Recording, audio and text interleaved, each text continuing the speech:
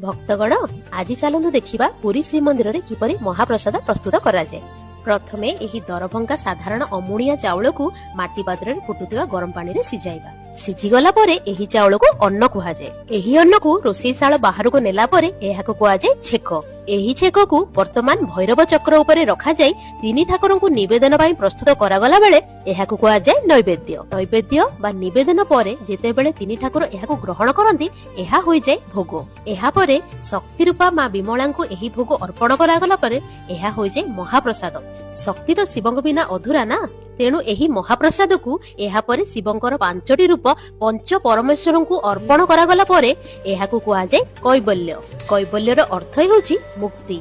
विष्णु शक्ति शिव एही तीनी ठाकुरଙ୍କ पाखरे प्रसाद लागिला परे प्रसादटी संपूर्ण अशुद्धिरु मुक्त होई भक्त मानकर खाइबा योग्य हेला परे एहाको कुहाଯାଏ अभडा। खाई सारला परे जे अभडार अन्न